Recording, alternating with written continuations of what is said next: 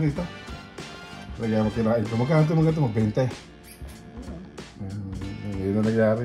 Jesus Maria Jose. Yung sa'yo, magkano yung mga 30? 30 ka dyan. Hati pa kami ni Tayo. Hati pa kayong dalawa. Ibig sabihin pala no, sa kanya lahat yung bumubuelo. Hindi yan. Next mga ka-El, panoorin nyo. Ano yun? Magandang tanghali, umaga, gabi sa inyong lahat. Mga ka-El Diablo. Ano ba ngayon? Thanksgiving Day? I mean, it is Thanksgiving Day tomorrow, right? Thanksgiving weekend, but Sunday, may pasok kami bukas. Unfortunately, ito galing sa mag-transit sa Calgary. Pupunta sa Calgary para mag-trend lang eh. Nung kulit eh. No? But anyways, ito naman po si Mr. El Diablo sa isang adobo. Hindi adobo. Biro lang. Pangalan nito, ang content natin ngayon, yun nga, gagayahin natin subukan natin gayahin yung tinira natin sa Asian whatever eh. Kung napanood niyo, sana subukan niyo panoorin yung mga shorts na ginawa ko. Yun, makikita niyo tong clam.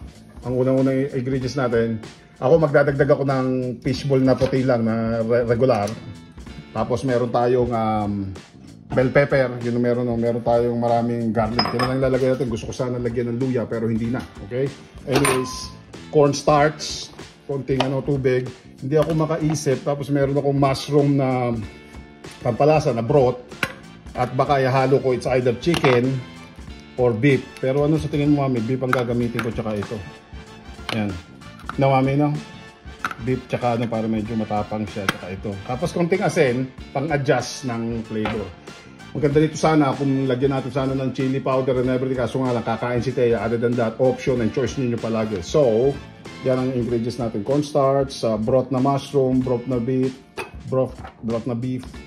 bul na, walang ngipin eh. No?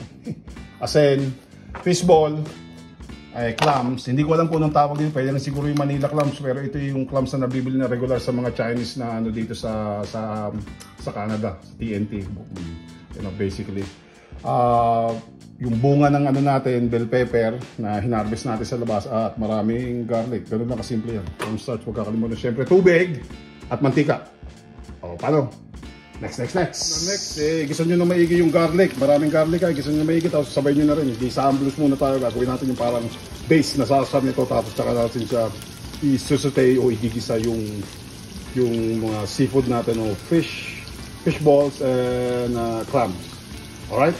Next, pagkatapos natin gisa, sinama na natin yung may cornstarch. Cornstarch yan, tsaka pakulo natin. Cornstarch at tubig. Yun lang yun ha, may tubig. Yung halo ko para magtikin.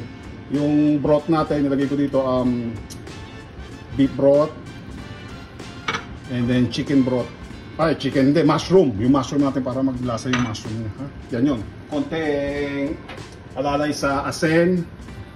Kasi maalat ang yung clams. Yan nga. Then, pagkatapos niya, stir natin.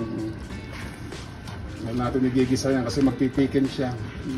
Hopefully. Parang ganyan yung nalasahan ko. Sorry, malikot ang kamay. Pakuluan nyo na. I think yan yun. Okay. Tapos, tsaka natin. Presto, kumakapal na siya. Pahinaan natin. Kumakapal na siya eh. Pagka matikin, lagyan nyo pa ng konti, ang kakapal. Lagyan nyo pa ng konting tubig, lalagyan pa ng tubig. Actually, okay yung para meron namang regular na tubig yung makukuha dun sa kapal ng ko. Other than that, next! After like few minutes, nilagay natin yung fishball ha. Fishball, alalayan ninyo kasi medyo makapal, baka masunog. Other than that, next, lalagay ko yung clams natin. Ayun mga kael, haluin nyo lang ng haluin. Lagyan pa natin ng konti atchen. Sana maganda kung may paminta pero okay na yan. Kasi maalat ang Pagkatapos na mahalo nyo na lahat, ma-even out yung nakita nyo, makikrema na yung mga tataklo ba natin to for like 15 minutes hanggang maluto ng maigi ang mga seafoods natin. Okay? Yan sarap nito. Tikin na siya. Napakasimpleng recipe. Anyways, like and subscribe, share, may comment, may super thanks po tayo, and join button po mga ka-El Diablo at maraming salamat sa panonood niyo po palagi sa akin ha. Okay? Next. So, di ba? So, hintayin nyo lang na kumulo for like, I think 20 minutes or so hanggang maluto ng maigi yung fishball, hanggang magbukahan. Sarap nito. Right? Sasalin ngayon natin yan para ngayon mabaliktad yung sarsa sa ilalim. Patayin pa natin for another like, may 4 minutes ako.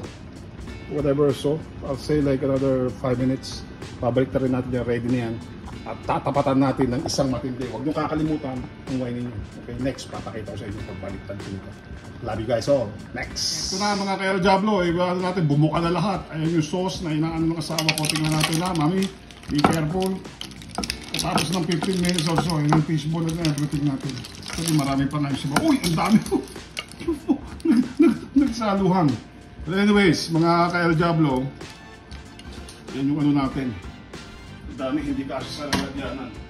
Ano? So, haluin nyo lang. Yan yung ating nilabasan ng ating seafood. Pwede na yan. Lagyan natin. Right? Wala naman laman. Talo ka sa mga ka-El Diablo. Ha? Up.